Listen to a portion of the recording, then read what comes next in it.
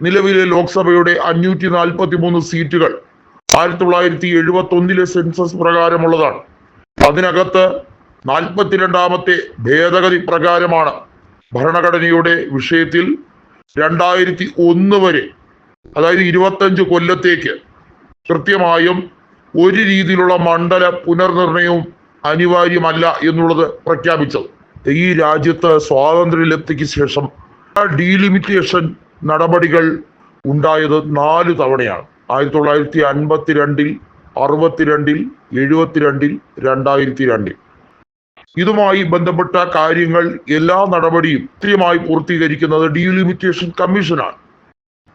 എന്നാൽ 2001 ഈ ഒരു കാലാവധി 25 കൊല്ലം കൂടി എക്സ്റ്റെൻഡ് ചെയ്തുകൊണ്ട് 2026 വരെ ആ കമ്മീഷന്റെ ശുപാർശ നടപ്പിൽ വന്നു. ആർട്ടിക്കിൾ 82 ഭരണഘടന പ്രകാരം 2026 സെൻസസ് ഡേറ്റ മാത്രമാണ് ഡീലിമിറ്റേഷൻ നടപടിക്ക് ഉപയോഗിക്കാൻ കഴിയുക. അത്തരം ഒരു സംവിധാനത്തിലേക്ക് പോകുന്നതിന് പകരമായി BJP അവരുടെ തോന്നുന്ന രീതിയിലേക്ക് നടപടികൾ പൂർത്തീകരിക്കാൻ ശ്രമിക്കുകയാണ്.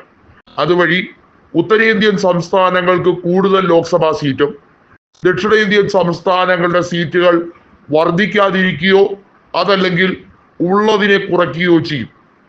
നിലവിലെ 2021 അല്ലെങ്കിൽ 2031 സെൻസസ് പ്രകാരമാണ് ജനസംഖ്യാ അനുപാതത്തിൽ കണക്കെടുക്കുന്നതെങ്കിൽ കർണാടകയിലെ ലോക്സഭാ സീറ്റുകൾ 28 നിന്നും 26ആയും ആന്ധ്രയിലെ ലോക്സഭാ സീറ്റുകൾ, അതായത് തെലങ്കാനയും ആന്ധ്രാപ്രദേശും കൂടി വരുന്ന ലോക്സഭാ സീറ്റുകൾ 42 നിന്ന് നേരെ 34ആയും കേരളത്തിലെ ലോക്സഭാ സീറ്റുകൾ 20 നിന്ന് നേരെ 12ആയും കുറയും. തമിഴ്നാട്ടിലേത് 39 നിന്ന് 31ആയും കുറയും. എന്നാൽ ഉത്തർപ്രദേശ്, ബീഹാർ, രാജസ്ഥാൻ തുടങ്ങിയ സംസ്ഥാനങ്ങളിലാണ് ഏറ്റവും കൂടുതൽ പോപ്പുലേഷൻ ഗ്രോത്ത് ഉണ്ടായിരിക്കുന്നത്. ജനസംഖ്യ വളർച്ചാ നിരക്ക് കൂടിയ സംസ്ഥാനങ്ങളാണ്. ഇവിടെ കൂടുതൽ വരാനുള്ള സാധ്യതയാണ് കാണുന്നത്. ഉത്തർപ്രദേശിന്റെ സീറ്റിൽ 80 നിന്ന് നേരെ 95 അല്ലെങ്കിൽ ഒരുപക്ഷെ 100 കടക്കാൻ സാധ്യതയുണ്ടെന്നാണ് കമ്മീഷന്റെ നടപടിക്രമങ്ങൾ നോക്കുമ്പോൾ വ്യക്തമാകുന്നത്. 40 സീറ്റുള്ള ബീഹാർ നേരെ 55നും 60നും ഇടയിലേക്ക് എത്താനുള്ള സാധ്യത. 25 സീറ്റുകളുള്ള രാജസ്ഥാൻ 35നും 40നും ഇടയിലേക്ക് എത്താനുള്ള സാധ്യത.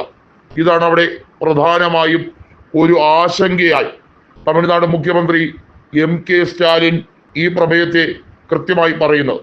148 അംഗങ്ങളിലേക്ക് ലോക്സഭയെ വികസിപ്പിക്കാൻ വേണ്ടിയുള്ള നടപടികൾ 2026 ജനസംഖ്യാ അടിസ്ഥാനത്തിൽ നടത്താൻ വേണ്ടിയുള്ള നീക്കങ്ങൾ ഡീലിമിറ്റേഷൻ കമ്മീഷൻ തുടങ്ങിക്കഴിഞ്ഞിരിക്കുന്നു എന്നാണ് അനൗദ്യോഗികമായി ലഭിച്ചിരിക്കുന്ന വിവരം. ഇത് കുറെ കൂടി വേഗത്തിലാക്കാൻ, ത്വരിതപ്പെടുത്താൻ വേണ്ടി BJP സർക്കാർ കിണഞ്ഞു പരിശ്രമിക്കുകയാണ്. വൺ ഇന്ത്യ വൺ ഇലക്ഷൻ എന്ന പദ്ധതിയോടൊപ്പം തന്നെ ഈ പദ്ധതി കൂടി നടപ്പിലാക്കി ഈ രാജ്യത്ത് വലിയ തോതിൽ ഒരു ധ്രുവീകരണ രാഷ്ട്രീയം കൊണ്ടുവരാൻ BJP നാളുകളേറെയായി പാടുപെടുന്നു.